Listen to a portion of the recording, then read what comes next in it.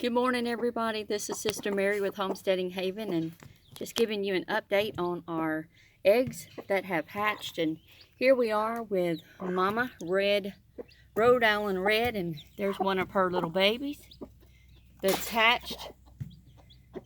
And then we've got a solid black one here with a little white or yellow on it. Now look right here. Let's see what she's doing.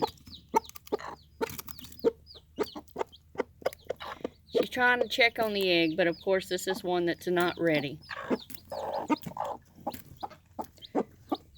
Here's the other one coming in, and she needs to sit on this clutch right here. They're still warm. She's trying to eat because she knows I feed them, but she always takes off on me. But here are two, and they were already eating. I put a little feed down there.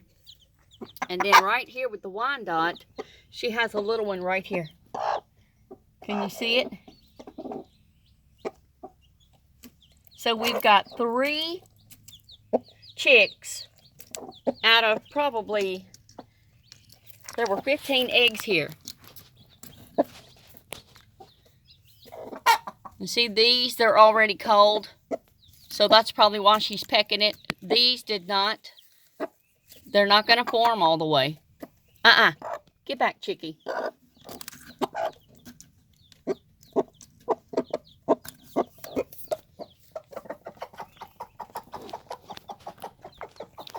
Now look, she is trying to feed this chick right here out of the remains of one of these eggs that did not form. Look at this little one running around. I know you're probably not going to be able to see her.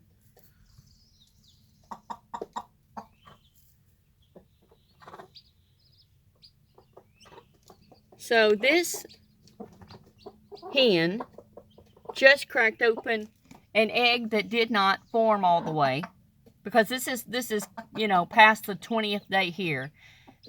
These eggs right here should have already been hatching when these started hatching. The eggs that this Rhode Island Red is on is about, I want to say, a week after these. So next week we might have a few more. And then these over here were the last ones laid. Now, of course, because there's so many here, that doesn't mean that all of them are going to hatch. Because some of the hens could have come in and tried to just lay an egg here or there. And that's what's happened. They start sitting on maybe, say, a couple. And then over a week's time, you don't know what hen has come into their same little nesting box and laid more eggs. And then they just start keeping them under them. So I've never seen the process of the hen sitting on the eggs. This hen right here, Rhode Island Red, she sit on the clutch of eggs over here for about, I'm going to say 18 days. And then they started to hatch out.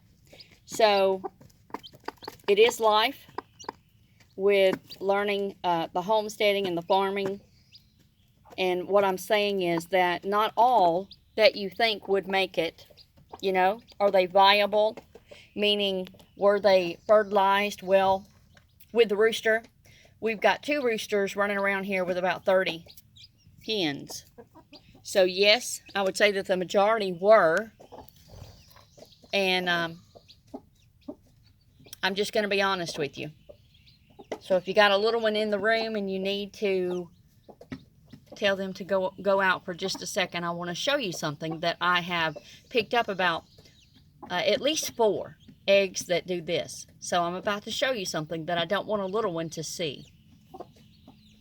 But it is part of the process of the hens and the chickens that are born.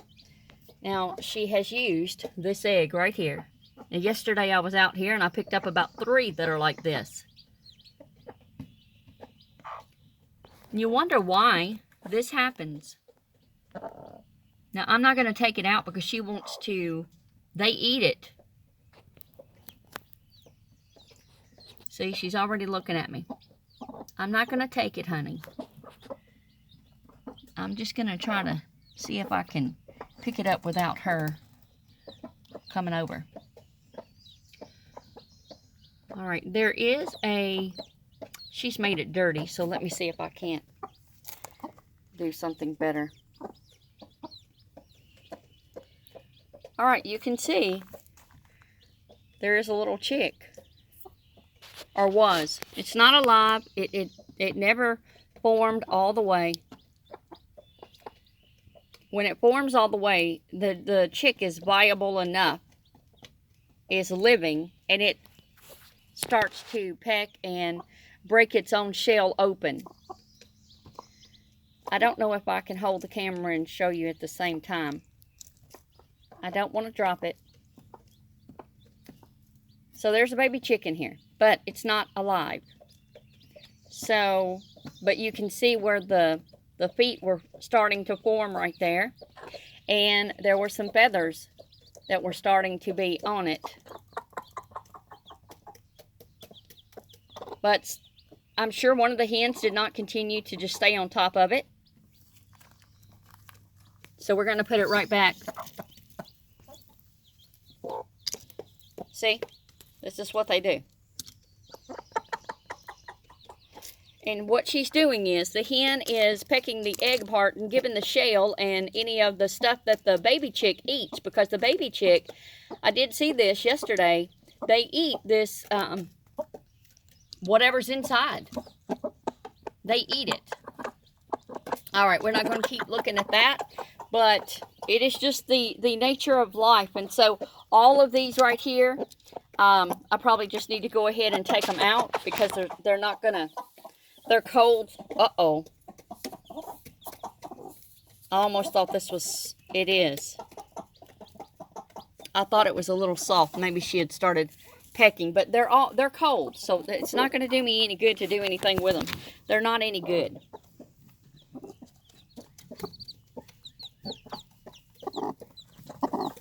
This right here is successful.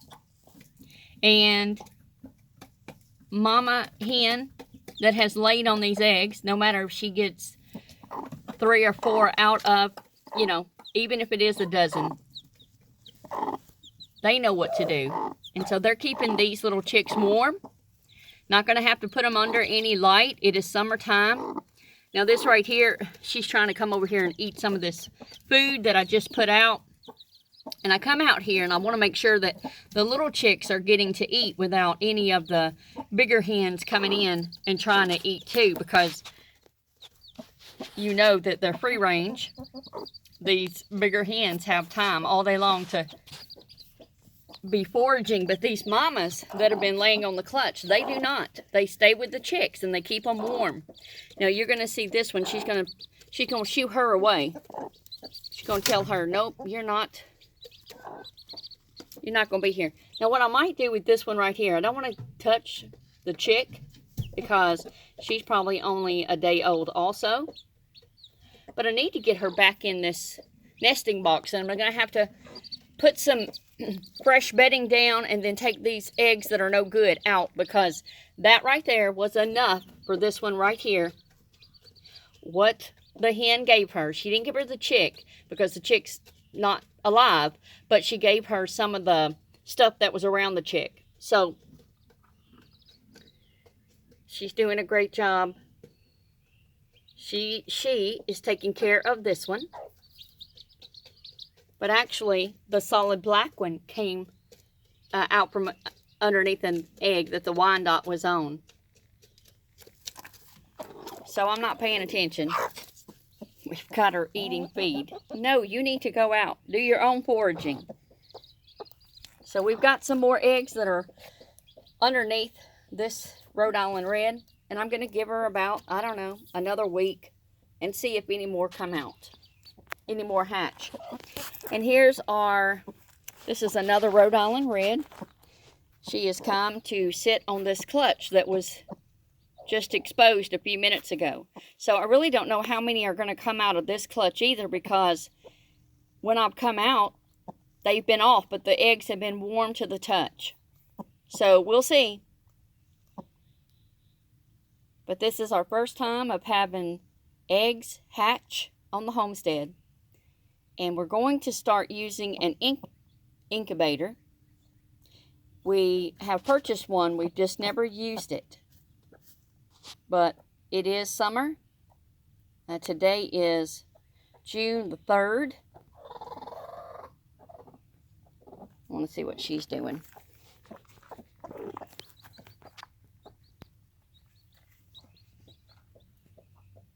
She sees this other hen right here, and she's letting her know, don't you come over here. I'm busy with my little, look how they spread their feathers out, their wings out. This one too. Got that other one right underneath her.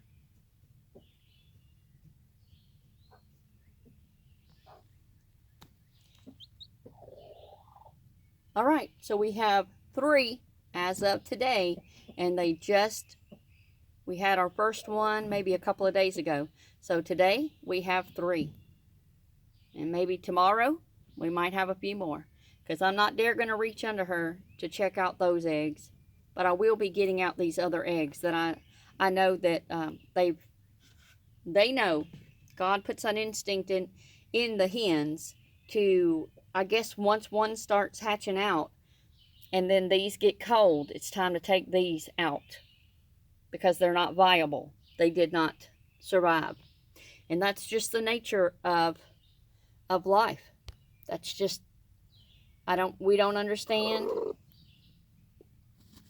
You know, human, we want everybody to survive and thrive, but on a farm, I have to take the quote from our friend, Mr. Troy. He said, you know, you can't have them without expecting death.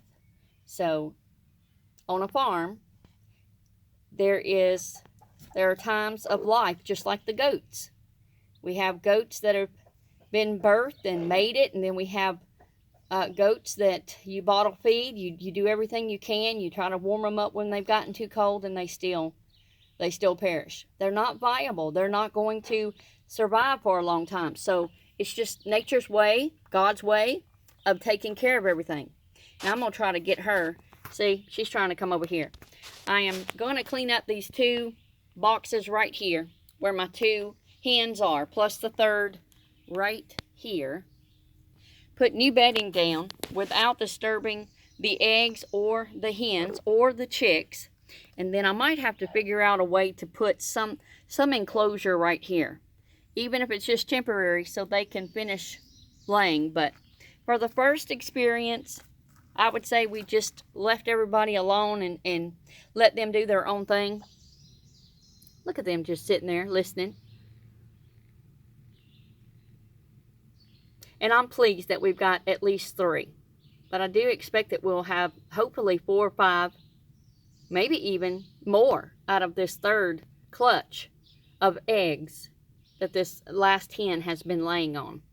But my expectation, now I understand that if you got a dozen eggs underneath her, it doesn't mean that she's going to have 12 chicks. It just means you're going to have some chicks. And that's the way we got to look at it.